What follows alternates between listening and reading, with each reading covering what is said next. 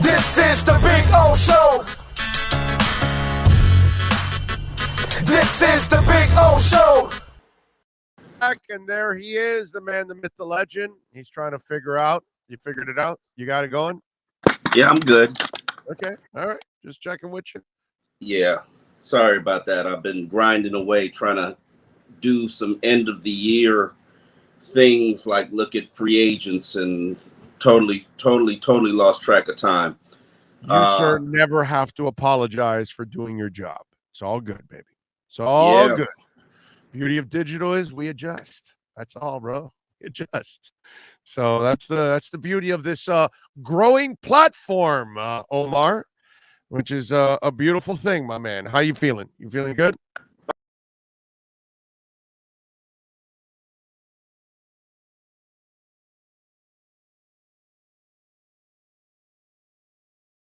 Yeah. Difficult day. We're burying my grandmother on tomorrow, but you know, she passed a while ago. Scared for the COVID elements because a lot of my family members are in the older category. My grandmother had 12 children. So all of her 12 children, most of whom are in their 70s or 60s or 50s are going to be there. So it's going to be masking up. Oh, Everybody yeah, masking up. We'll definitely be masking it up.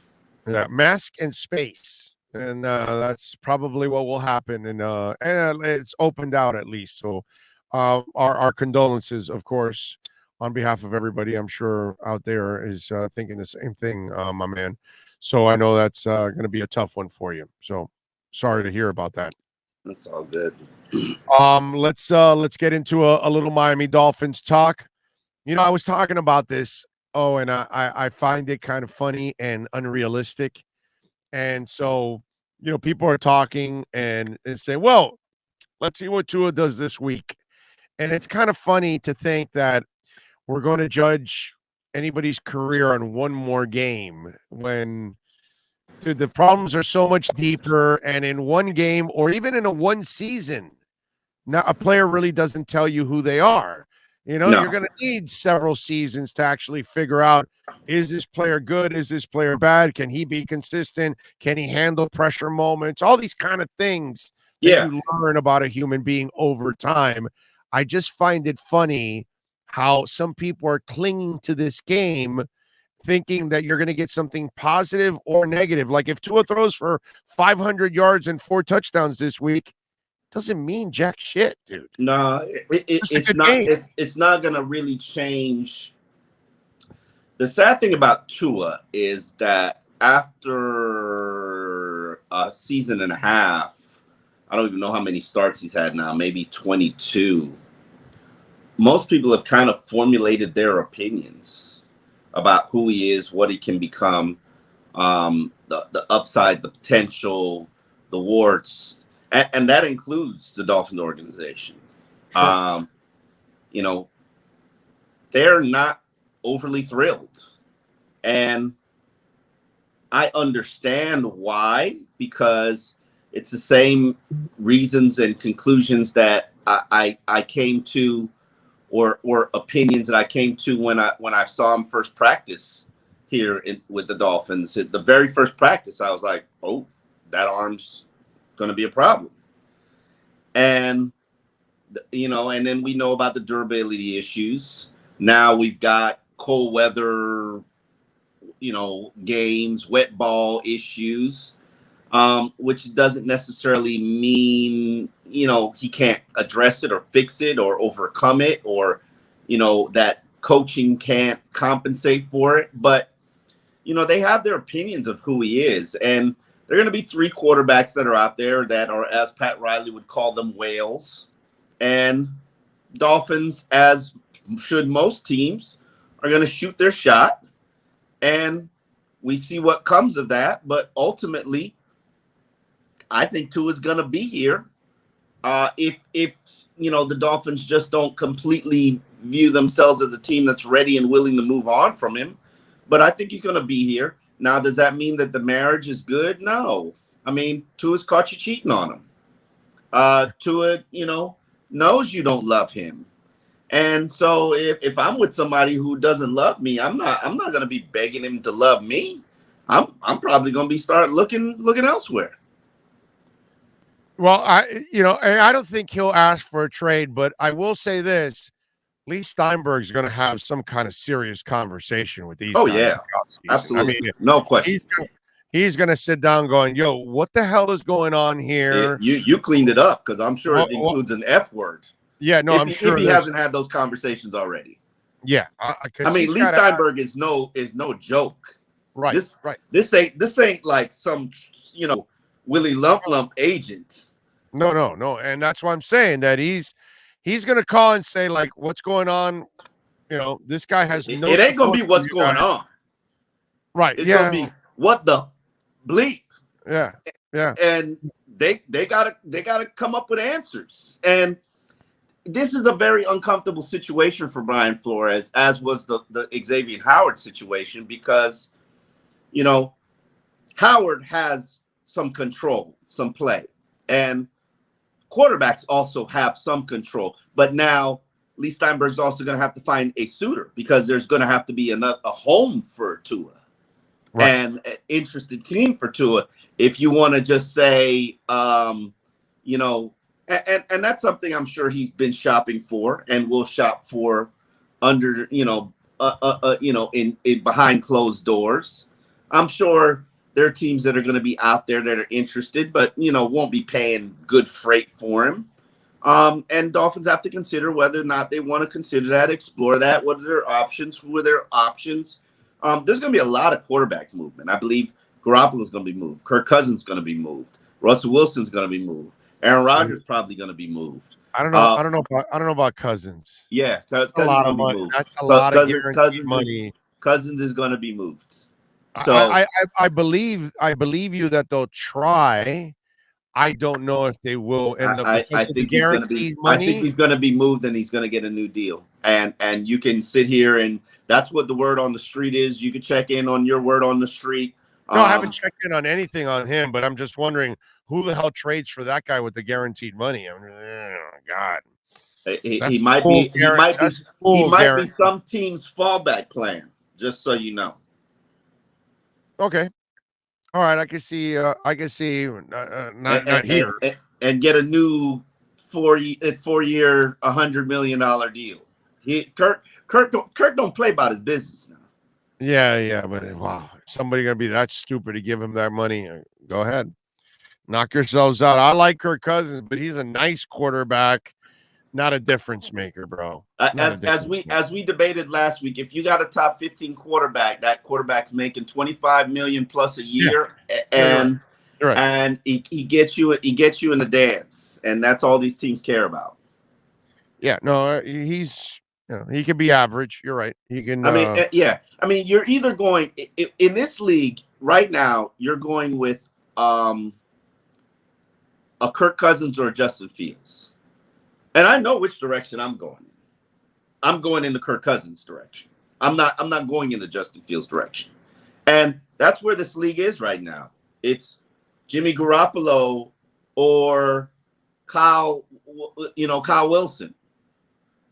Kirk Cousins or Justin Fields. That's where the chasm is. It's like either you get this expensive retread, or you go with young, bad, and promising. Joey C says, "Bro, we riot if Kirk is brought down here." LOL. I agree. I would riot.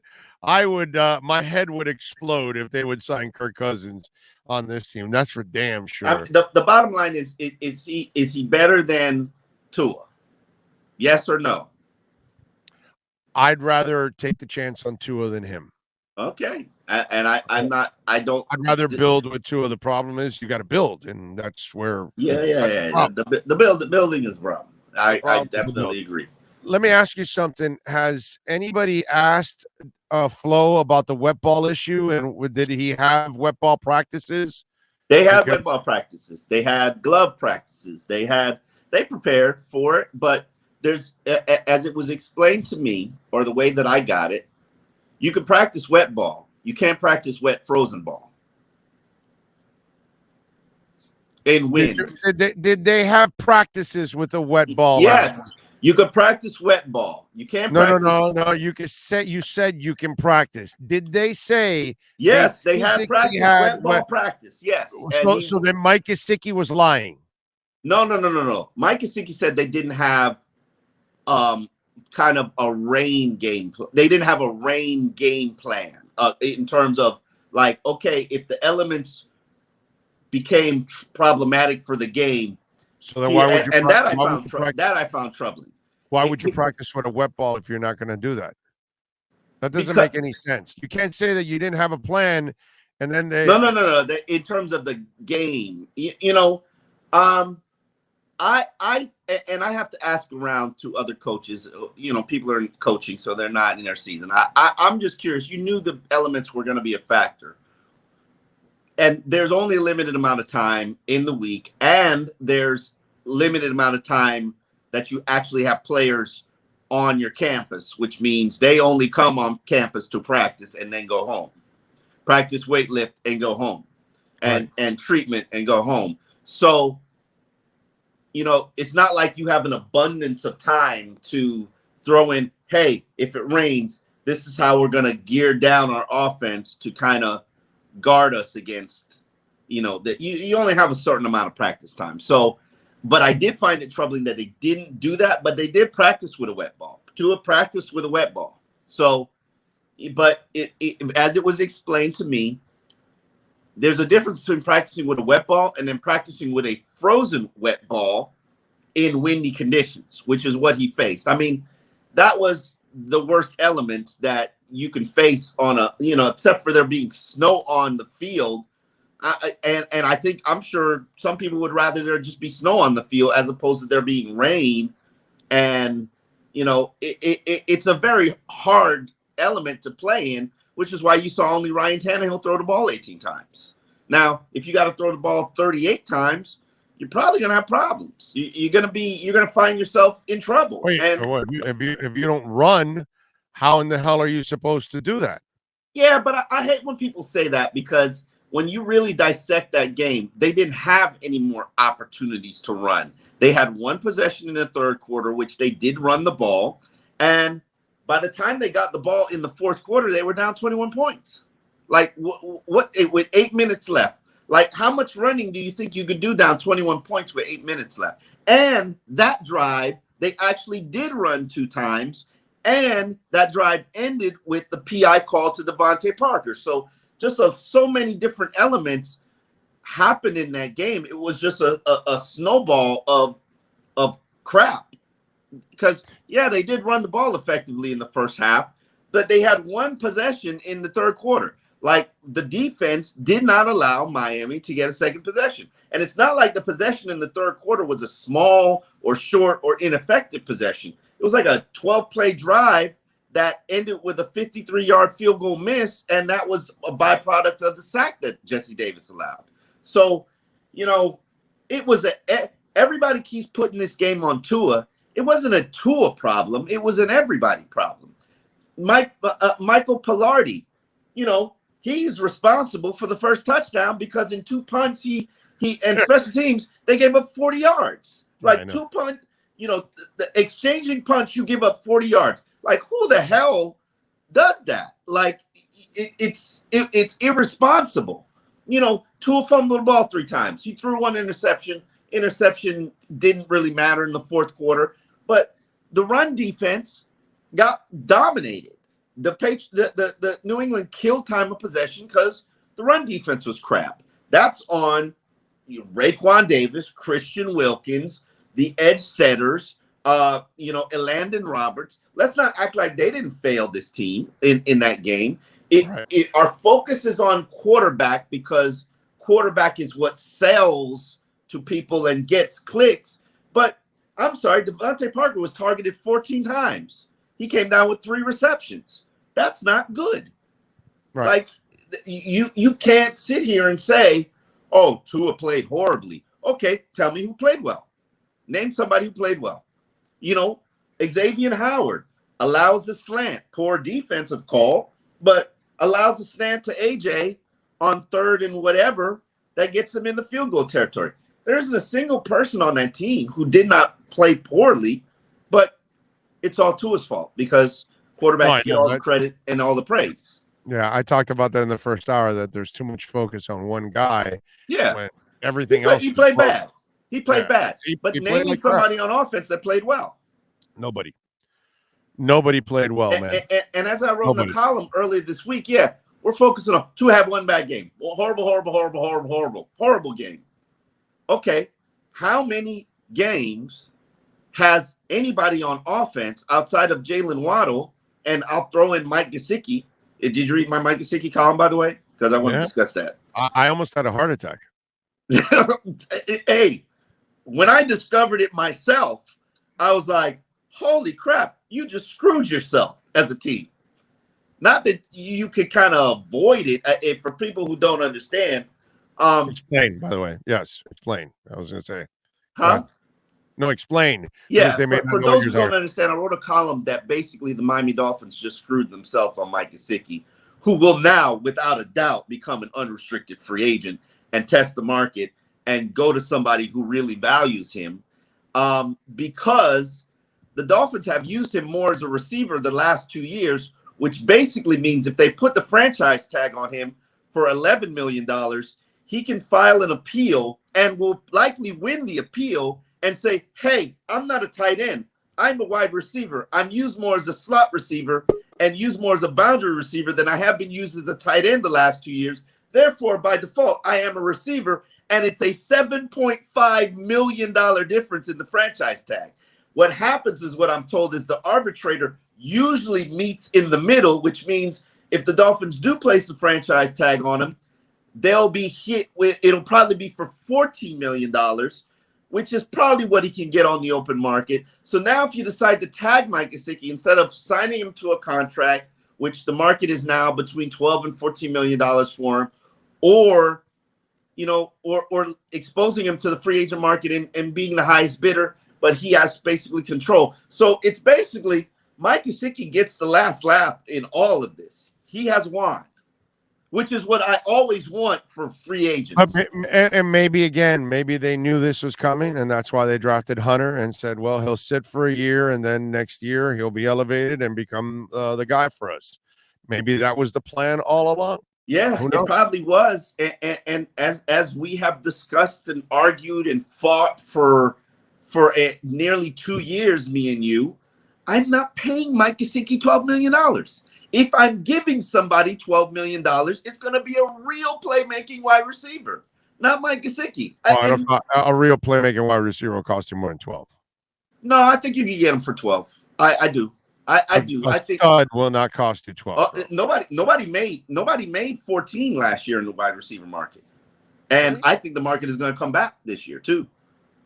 No, nobody made more than 14. The kid who signed in New England made 14. The wide receiver market was completely deflated last year. You're talking about the guys that signed last year, not overall, not in the league. Yeah. That's what you're saying. I see. And based on, I'm going to look it up right now. I don't think the market is going to be absolutely that on fire. Devontae Adams, he ain't going nowhere. He's getting franchise tag. So well, it depends. No, he's getting he's getting franchise tag. Don't even think about it. Okay, I see what you're saying. They'll keep him for the year. Okay, I got you. Yeah, don't even think about it. Then you got Allen Robinson, who's had a dismal year. No, Chris Goodwin's on IR. Juju Smith-Schuster's on IR. There's nobody in free agency. There's nobody in free agency. Jameis Crowder. Anybody that you're going to give big money to, anyways. What'd you say? The's not a lot of big money. Nah, there's $8-9 million receivers in free agency this upcoming season. So nobody's getting $14 million. Nah. So Odell Beckham is there, but is he really a good fit for this team? Would he even sign here? I doubt it. There's talk Jarvis Landry might be on the free agent market, and Jarvis ain't coming back here. Jarvis, when he left, he gave the franchise this. No, I wouldn't want Jarvis Landry here, bro. You need a more explosive player here. Jarvis Landry would work here because it would allow it would allow Jalen Wald to go outside. I know, I get it. Jarvis would work here, but I'd want another. I'd want somebody faster. I need another speed guy.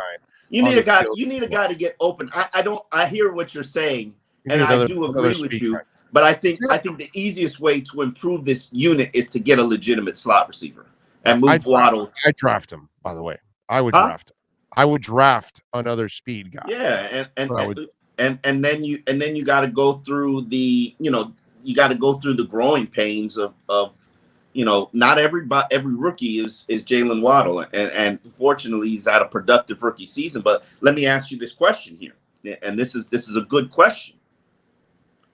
Jalen Waddle's been a very productive player, but if you would have stayed at 3, you would have had the opportunity to get Chase, who's far more. They would have taken Waddle. They would have taken Waddle anyways.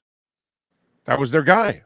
I'm a Chase guy, dude. Chase was my guy in the draft, but it seems like they were in love with Waddle anyway. So if you're going to take Waddle at 3, but it wasn't the right call. I agree with you, but then there's a problem with your decision making. We don't know that. It's just because he's in a different offense. He's featured differently. I'm sorry. Oh, dude, I'm not blaming. See, Chase is an all-pro. You just talked about that. It's not. You just talked about all the things that are wrong with around Tua, and now you're going back to just blaming it all on Tua. No. I'm not blaming it all on Tua. What I'm saying, no, I didn't mention Tua's name when I brought up Chase. You don't have to. Indirectly, you're taking a shot at Tua because you're saying Waddle is the wrong pick. Because he's not as explosive I'm not saying as Chase, the wrong but pick. He can be as explosive as Chase if he's in an explosive offense. Who is the better player? I don't know yet. Dude, I'm a Chase guy. I would have picked Chase over Waddle. Okay, so one guy's having I have a little bit of a bias, and I'm going to say Chase, but the reason I can't really lean that way is because Waddle is stuck in a, crap offense. Yeah, and Chase would have I'd like to at least see him in the same kind of environment so I can judge them evenly. That's all I'm saying. That's fair, but it's not a good excuse. I'm a Chase guy. Then if you're a Chase guy, I wanted Chase at 3. The question. Would you rather have Waddle in the draft or Chase? Dude, I wanted Chase or Pitts. That's what I wanted. That's what I wanted. Okay? So it's not like I'm the one that selected Waddle, but at least I'm going to be objective and say the kid's in a shit offense. So if I put him in a good offense, maybe he's just as good as Chase, or maybe even better. I don't know. I mean, Chase is about to set a rookie record, and that one's a good one. That one's, receptions is cute, but Waddle's one of the smallest receptions guys in the NFL. Chase is big play production. Receptions is cute when you're the only guy on the team and they know they're going to you, and you still can't stop it. Hey, man. And how many first downs? That's just not cute. That's clutch, bro. Okay. And he caught everything, which we were worried a little bit because he was fumbling a little bit too much in the preseason and training camp. And even the first or second week of the regular season, I think he had a drop or two or whatever. And so then he fixed that also, and he took off. You're underestimating Waddle, bro. And what do you? I like Waddle, but Waddle, Chase has shown he's an All-Pro year 1 out the gate.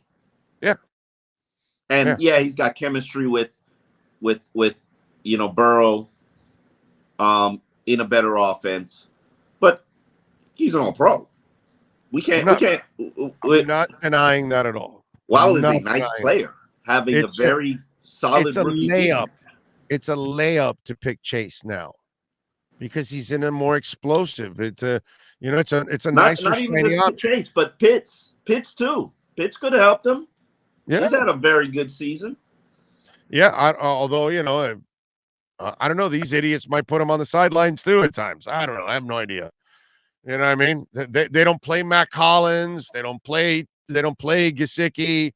Duke Johnson has 7 rushes for 49 yards, and they're like, Yeah, what do we need another 49 yards? Damn. Kyle Why Pitts give got it to him 1,000 14 yards, bro. times? We might get 100.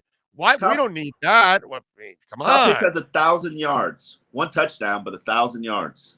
Who's that? Kyle Pitts. Didn't know that. That's 1,000 fine. yards. Okay. 1 touchdown. Again, the offense is, and Ridley's probably more the centerpiece there and all that stuff. So I get that. I wouldn't worry about that either with 105 Pitts. targets. I'm curious. I'm very curious who's the most targeted playmaker in their offense. I'll tell you in a second. Oh, it has to be Calvin Ridley then, right? No. If it's not Pitts, it has to be Ridley then. Pitts is the most targeted guy in their offense. Okay, right. It has to be either Pitts or Ridley. Yeah. So those are the two best weapons they have. And Pitts is obviously the safer throw, so you're going to make more throws to that. And Matt Ryan is smart enough for that. Calvin Ridley, he must be injured. He's only played 5 games this season. Okay, yeah, that makes a lot of sense. Yeah, he's got 52 targets, 31 receptions in 5 games. But so that tells you if you extrapolated, he would have had more targets. He would have been 150 instead. But right, what do you? Tight end with 1 touchdown. I don't blame him either. That's just one of those things that happen. He'll be fine, bro. He's gonna be a monster. Let me add this to the Gesicki pile.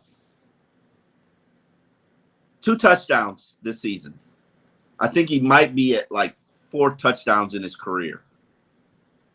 Not his fault. Why isn't he more of a red zone weapon?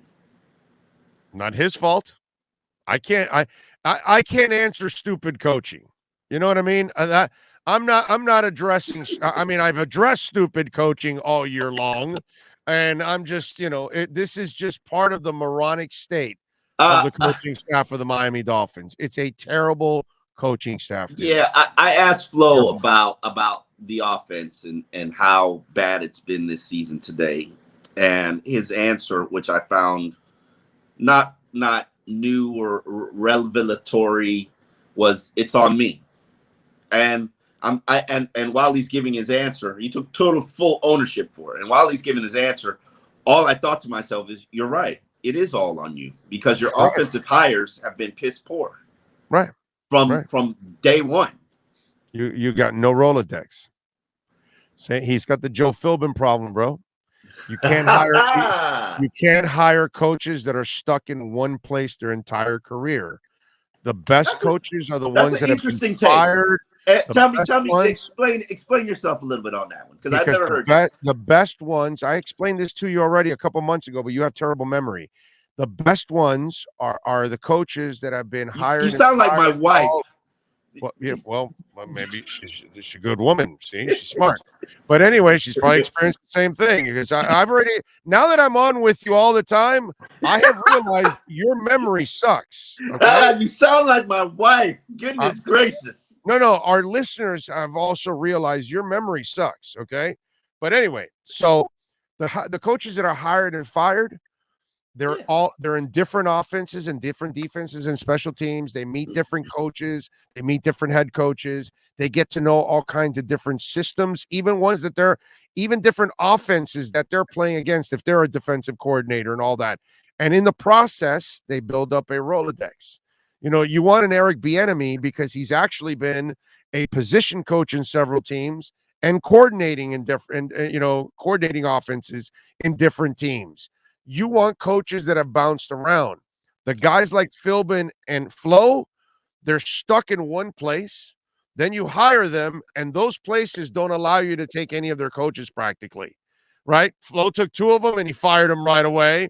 Philbin couldn't get 1 of them. And since they didn't bounce around, they know no one around the league. And so it becomes a problem. And you know where I laugh the most at this, Omar?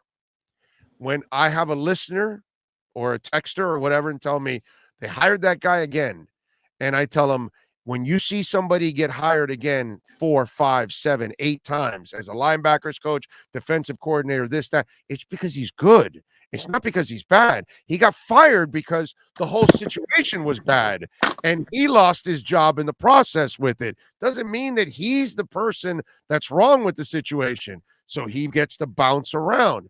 And that's what you want. You want the experienced coaches because they've been all over the place and they know all kinds of people. The guys that are stuck in the same systems, notice they really struggle to become head coaches because they don't have the Rolodex, because they don't know anybody around the league at all. They didn't work with them. They didn't hang out with them. I see. I mean, and you go to these places too, but in the Senior Bowl, like Flo has relationships and connections with all kinds of coaches from different staffs, and guys recommend guys, and guys put in good words. You know how the league works. But it's not the same as working with them. No. Getting an offensive coordinator, and this is going to be his best shot. What coaches are being fired this year, and who runs a good offense from that staff that could be looking for an opportunity? Like, I don't know what coaches are being fired, except for Jacksonville. How many coaches may fire? Jacksonville, and is there another coaching staff that's been fired yet? No, right? No, not yet. So Bloody Monday probably features Chicago. Raiders. There's been another Raiders coach. Oh yeah, that's right. Raiders did. Yeah, they do have to make a change. So we got Chicago, Raiders, and Jacksonville. I don't want Jacksonville's offensive coordinator. Maybe Matt Nagy, maybe his offensive coordinator, but their offense has been trash for 2 years. And Raiders is Gruden anyway. Yeah, I mean, so it'll be interesting to see what happens. The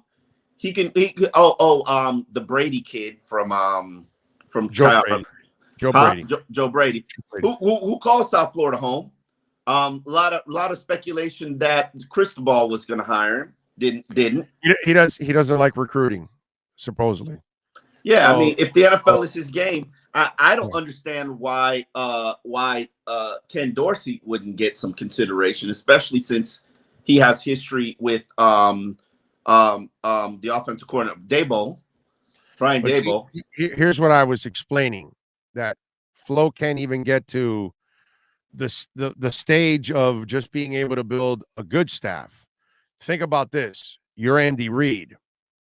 So Nagy, Bieniemy, Frank Reich, Peterson. You're Bill Walsh. It's Dennis Green. It's Sam Weish. It's Holmgren. It's Mariucci. You understand?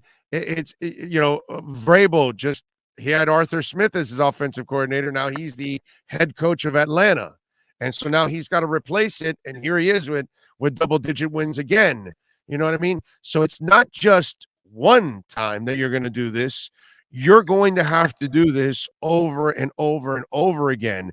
And if you're Belichick, you still have Charlie Weiss and Bill O'Brien and McDaniels, and on the defensive side, it's Cromell. But that comes with continuity. That comes with, I mean, when you've got a Brian Flores who's been on your staff for 15 years, and other coaches like Joe Judge who's been on your staff for double-digit years, it's easier. It's easier. Let's not deny that. My brother, that's part of it. You have to know them, and you have to know the future, and to be able to develop them. That's the point that I'm trying to get at. Not only do you name your offensive coordinator, you already are developing another one in the wings, because he's your receivers coach or your QB coach, and he's helping design the offense, all of those kind of things. Yeah. That's what a great head coach is all about, that you're helping me in my point and all of that. That's kind of the trick. And this guy can't even get step one done. So think about this. That's why I keep telling everybody, you got the wrong guy in place. If he can't do step one, how's he going to do step two? He did step one on defense. He's just not very good at doing it on offense. He is defense. Yeah. Come on. He is defense. That's why it works. Sort of. He still makes Jalen Phillips drop back in coverage. You know, not lately, not anymore. No, he figured it out. Yeah. But the hope is that he could develop into that player. He just didn't. So what you do is you start him off with what he knows, and then you slowly add. He went the reverse side.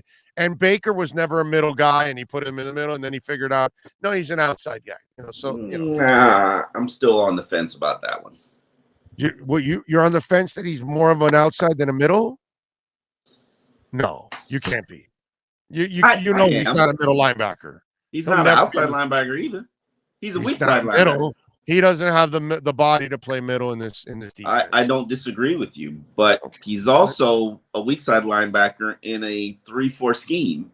No, I get it, but if he's going to survive anywhere, it's outside, not inside. Is my point. That's all. That's all Yeah, I mean, he could be one of the two inside guys in a 3-4 scheme. I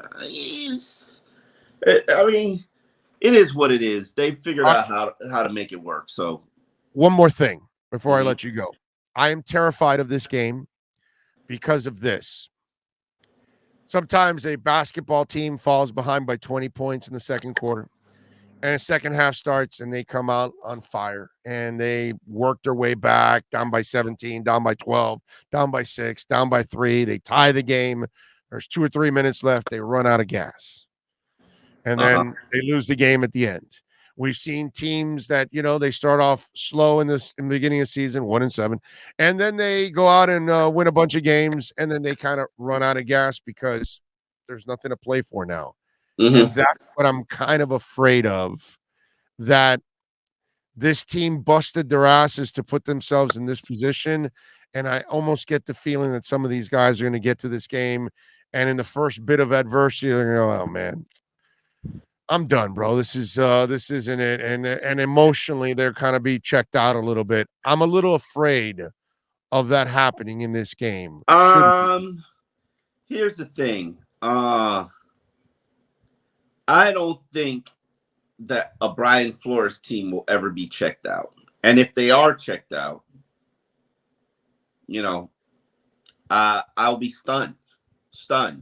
Now, I think people might misinterpret checked out for just being dominated and out executed by a better team, right? Trying to get themselves playoff ready. But keep in mind now, and I just wrote this in the Sun Sentinel, you realize it's been 20 years since the Dolphins have swept the Patriots. 20 years, 2 decades. Yeah, I know. I was there when they did it. So the odds and chances that Miami would do it against a playoff-bound Patriots team, what we usually see from the Patriots at this point in the season is they're going to be working on their game plan for their first-round opponent, or working on things that they do not do well to try to improve or get looks, to try to prepare them. They don't care about this game. They care about getting themselves prepared for the playoffs. And that's what this game is for them. Now, can Miami has caught them slipping doing that at the end of the season, but the games are usually at home. It is at home here. So, it could go any way. But the bottom line to me, that's the scary part is, and this is how I used to make my predictions, and I will continue to go ahead and make my predictions this way. If that team is more physical than Miami and can run the ball effectively and wins at the line of scrimmage on a consistent basis and are more physical than the Dolphins, they're probably going to win. And that's the Patriots. Now, Patriots were more physical in week 1. They didn't win. Xavier put on his cape and did his thing. And I think the only equalizer would be Tua. Right. Coming, how much is he trying to respond to his poor performance? And we shall see, because Bill Belichick, he's going to have something for Tua. Oh, yeah. Yeah, for sure. He's going to take away Waddle. Yes. Yeah. Well, they just did it this week. Yeah. So his Bill's former player. Okay. By the way, folks, Vrabel is not from the Belichick tree. Correct. Trees are when they coach under the coach. Okay, idiots? Because I see media members across the country, television, writers, radio, whatever, morons. He's not from the Belichick tree. He played for Belichick.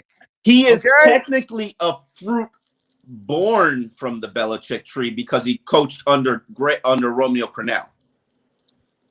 Yeah, but he's not really a Belichick tree guy. Okay, he just played for Belichick. Yeah, he supposedly gives credit to Urban Meyer and somebody else for his coaching, biggest coaching influences, which is interesting.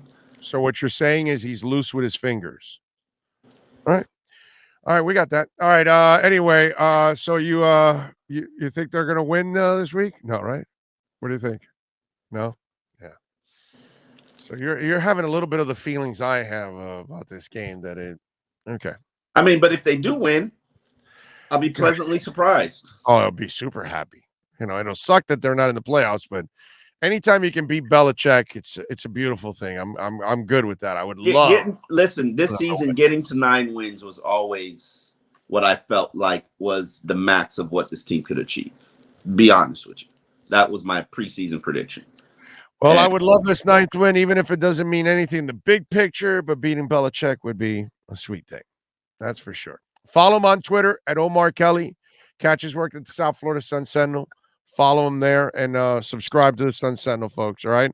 Support all of our local journalists. Omar, as always, appreciate you, my brother.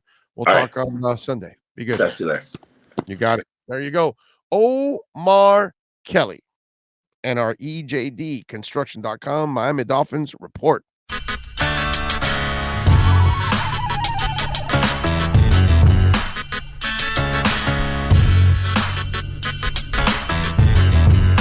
This is the Big O Show. This is the Big O Show.